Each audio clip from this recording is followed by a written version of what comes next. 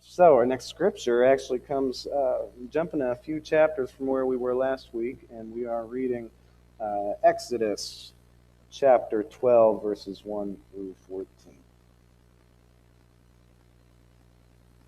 The Lord said to Moses and Aaron in the land of Egypt, "The month, this month shall mark for you the beginning of the months. It shall be the first of the months of the year for you. Speak to the whole community of Israel and say that on the 10th of this month each of them shall take a lamb to a family, a lamb to a household. But if the household is too small for a lamb, let him share one with a neighbor who dwells nearby. In proportion to the number of persons, you shall contribute to the lamb according to what each household will eat. Your lamb shall be without blemish, a yearling male. You shall take it from the sheep or from among the goats. You shall keep watch over it until the 14th day of the month, and all the assembled congregation of the Israelites shall slaughter it in the twilight. They shall take some of the blood, put it on the doorposts and the lintel of the houses in which they are to eat it. They shall eat the flesh that same night. They shall eat it roasted over the fire with unleavened bread and with bitter herbs. Do not eat any of it raw or cooked or in any way with water, but roasted, head, legs, entrails over the fire. You shall not leave any of it until morning. If any of it is left till morning, you shall burn it. This is how you shall eat it: your loins girded, your sandals on your feet, your staff in your hand, and you shall eat it hurriedly. It is a Passover offering to the Lord. For that night I will go through the land of Egypt and strike down every firstborn in the land of Egypt, both man and beast. I will mete out punishments to all the gods of Egypt, I the Lord. And the blood on the houses where you are staying shall be a sign for you. When I see the blood, I'll pass over you, so that no plague will destroy you when I strike the land of Egypt. This day shall be to you one of remembrance. You shall celebrate it as a festival to the Lord throughout the ages. You shall celebrate it as an institution for all time. The grass withers and the flower fades. The word of the Lord lives forever. This is the word of the Lord. All thanks be to God. I know. Well, what am I doing up here right now, right? Could have taken the day off. Probably would have told any of my preacher friends to take the day off. What are you doing? You're being ridiculous. This has been a rough week, losing my brother Justin. After thinking back and forth about whether to do service today, I remembered the theme for today, which I had actually just scheduled last week before any of this stuff was happening. And that theme is remembrance. A little on the nose, right? Yeah. I just felt like this is where I needed to be today. I already know how good it is to be in the midst of people full of love and light, especially during dark times. I know how special it is to be with family, friends, and the family of faith. Plus, the theme for today was already on file. It was already scheduled. It just seemed like some kind of sign. I'm remembering a lot about Justin right now. Been telling a lot of stories, sharing a lot of joy, shedding a lot of tears. I remember growing up with him. He was already there when I arrived as a 3-year-old old boy, happy to have a new little brother.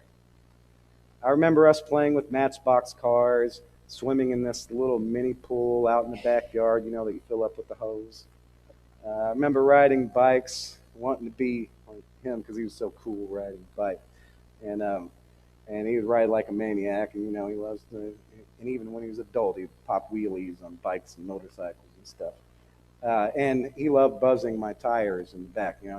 Buzz the tires. If any of you bike riders, you'll know this, where you're riding the bike, somebody comes up and doesn't bump you, but just rubs the tires just enough that they buzz. They freak you out. So he just had fun messing with his little brother sometimes. And I remember him showing me an Oklahoma oil rig.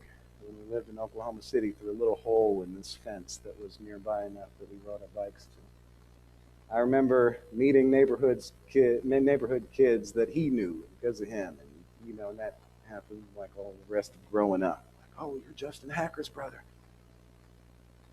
I also remember us growing up seeing Dad suffer from multiple sclerosis.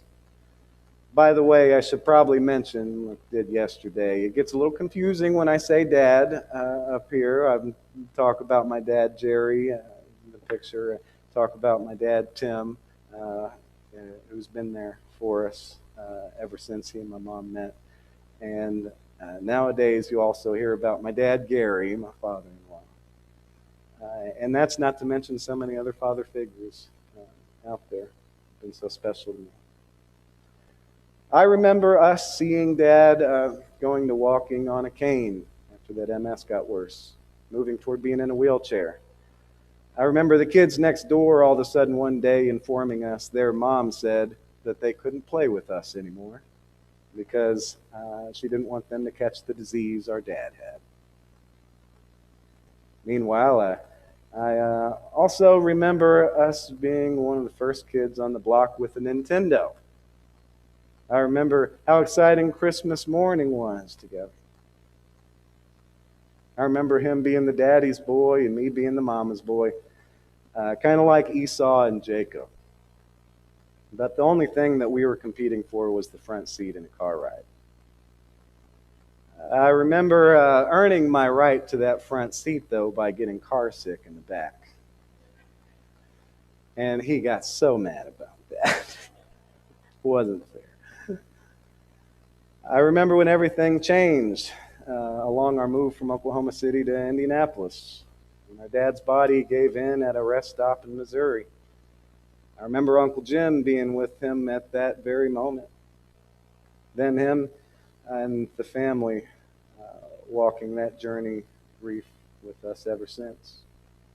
I remember the ride to the hospital, following the ambulance in the car with Mom, asking her about Dad being in heaven.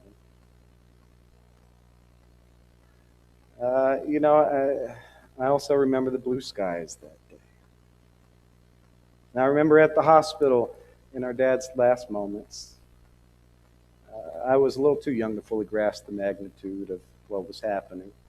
The doctor came in and gave us the bad news and asked if my mom wanted to go back to see him again.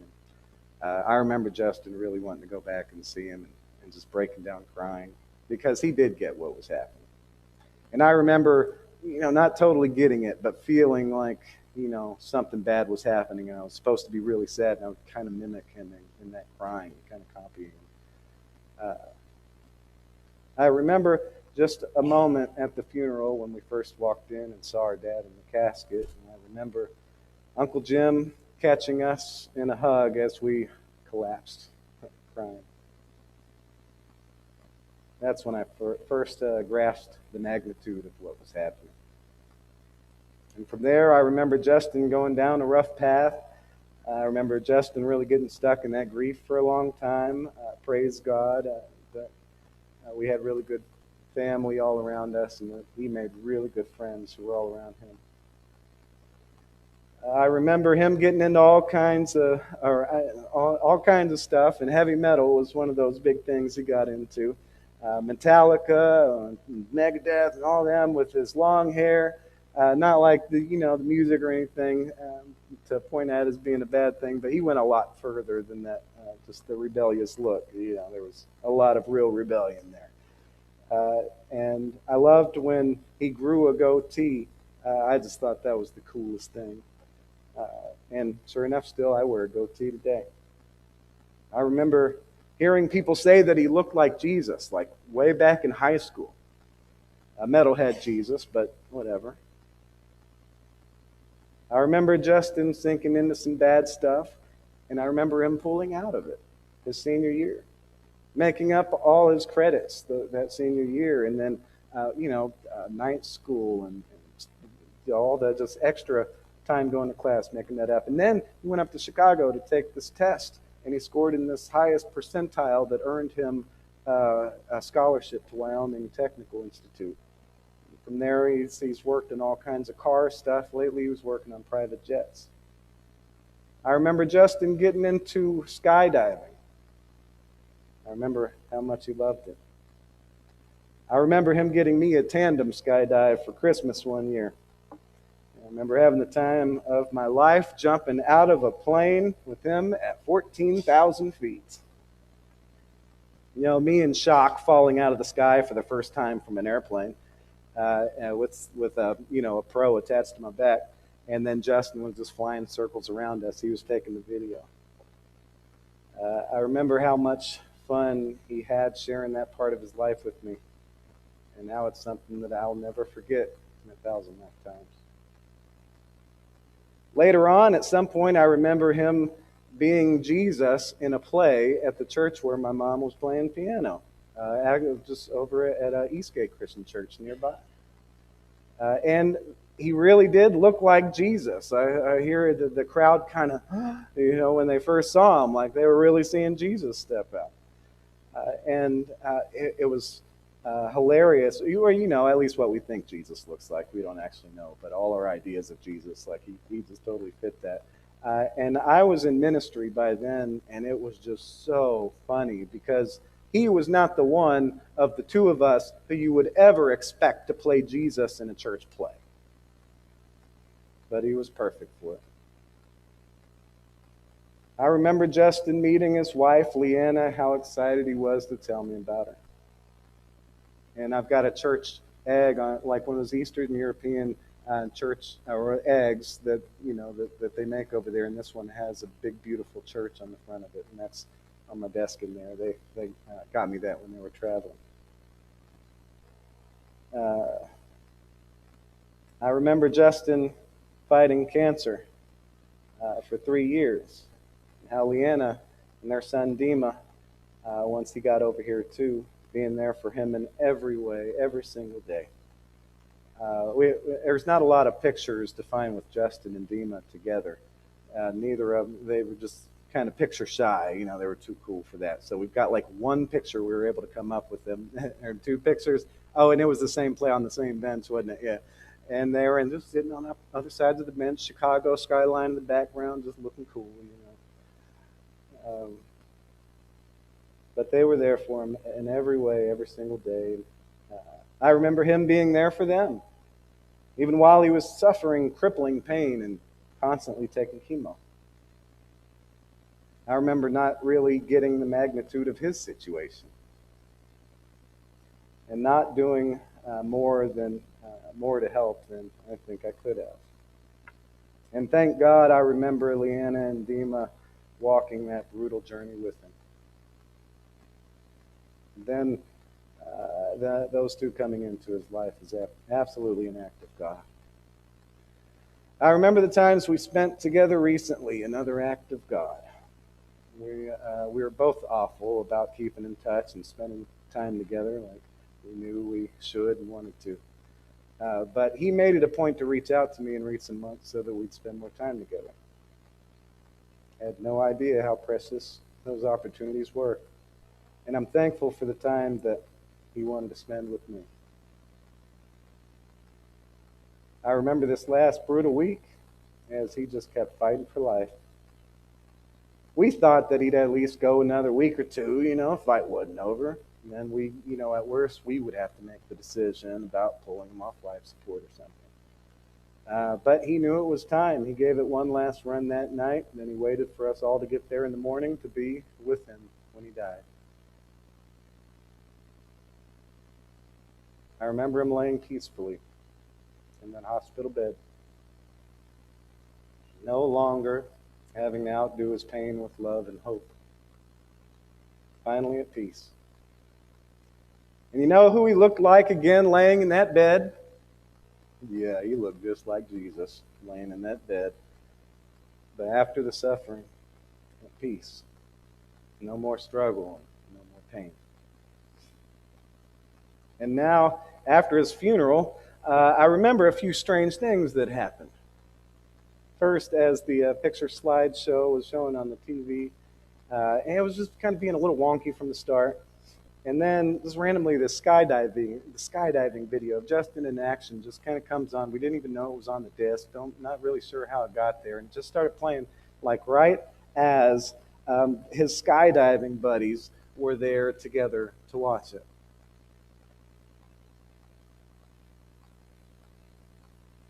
And next, when it was my turn to speak, my tablet froze on me. This little tablet that I use every week, and I was testing it, leading up to my time to speak, making sure it wasn't going to freeze, because it can be a little funny sometimes, but it's generally pretty reliable. And yep, it froze right when I was trying to start to talk. And after I'd been testing it, and I stumbled around for a minute until I got something up and that I could read and go on. And then at the end, at the most emotional part of the whole service, the part for the closest family behind the curtain, saying our last goodbyes, a Kanye West song comes on, Homecoming. This CD, it was on the CD, and this music that he loved was this dark, rich, classical, these compositions like Rachmaninoff and Chopin. And so it's like a song by Chopin, and then 30 minutes of Rachmaninoff, 30 minutes of Chopin, and then at the end, just a Kanye West song that he just loved. And so we tagged that on at the end. Hadn't heard it all morning. And then at the end, right when they closed that curtain, we were back there, that Kanye West Homecoming song comes on. Talk about coming home. And I hope you'll think of me.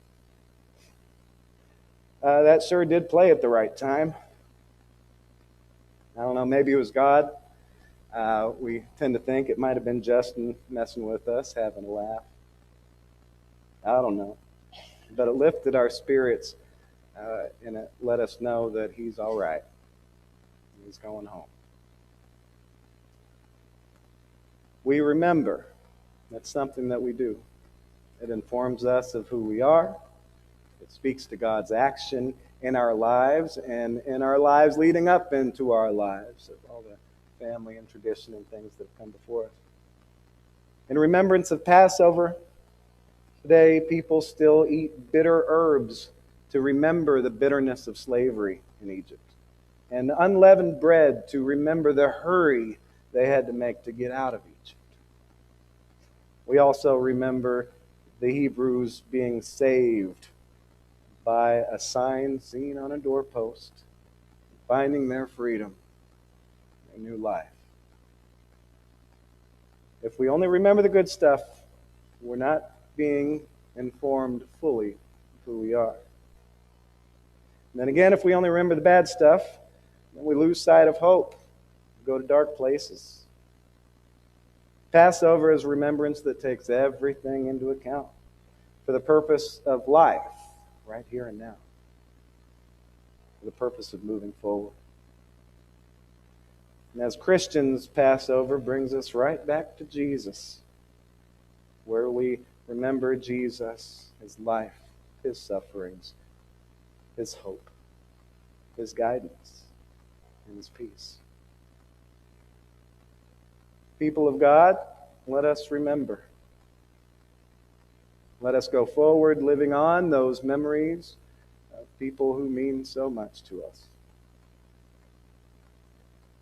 And those memories of God's action in our lives, in the lives of those who've gone before. Let us live in freedom.